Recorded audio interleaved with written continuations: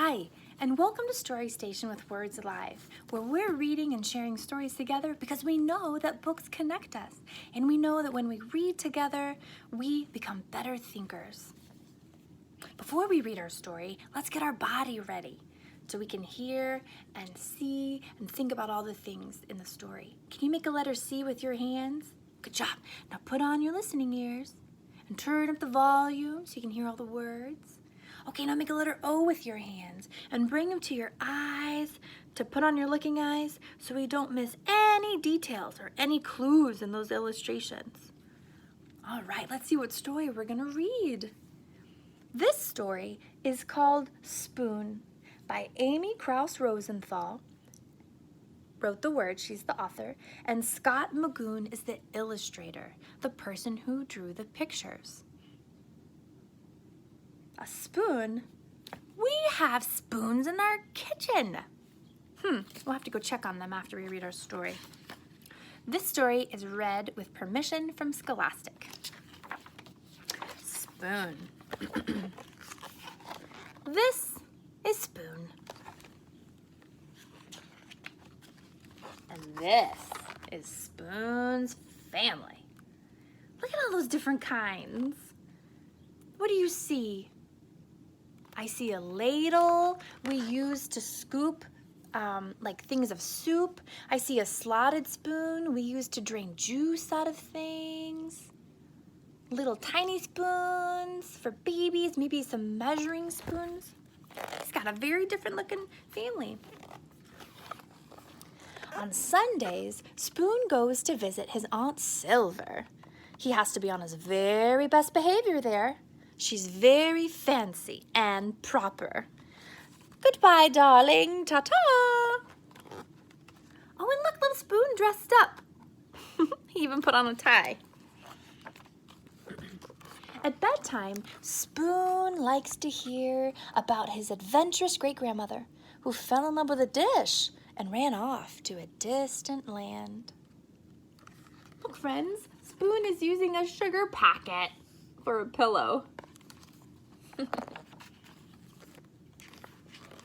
Lately, though, Spoon had been feeling blue. "What's wrong?" asked his mother. "You look a bit bent out of shape." "Nothing," mumbled Spoon. "Well, it's just that I don't know. All my friends have it so much better than me.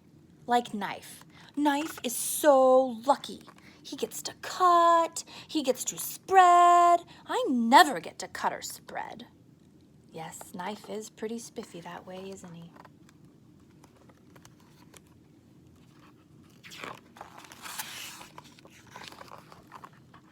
One Fork. Fork is so lucky.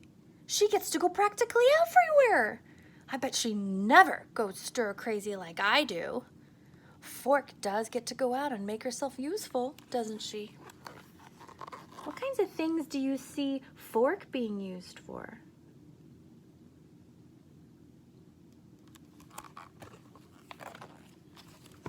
Chopsticks. Ha! They are so lucky. Everyone thinks they're really cool and exotic. No one thinks I'm cool or exotic. Those chopsticks are something else, aren't they? Meanwhile, if Spoon only knew what his friends were saying at that exact moment. Here's what Knife had to say.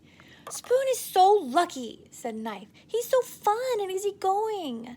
Everyone's so serious with me.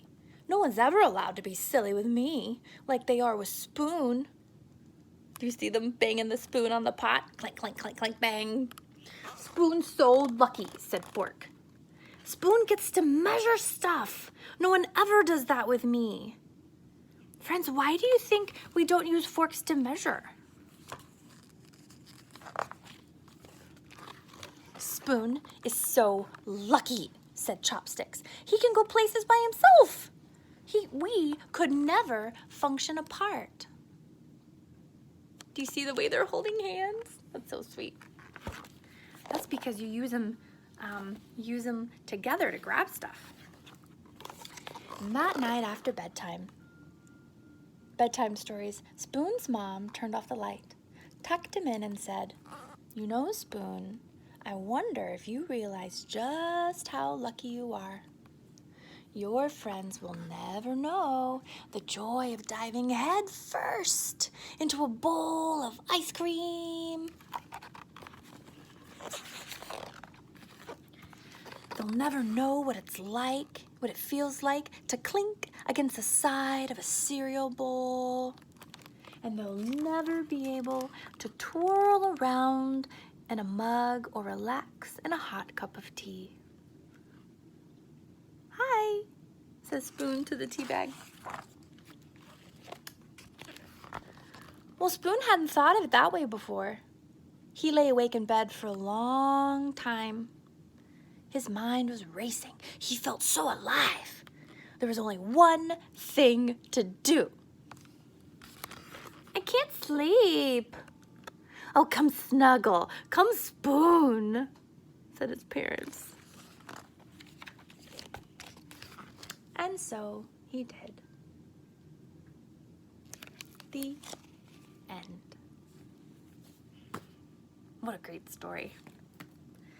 I like that Spoon had a chance to realize the blessings he has in his life, even though there's things he admires about other people he knows, or in this case, other utensils he knows. Thanks for joining us. Happy reading, and we'll see you next time on the Words Alive Story Station.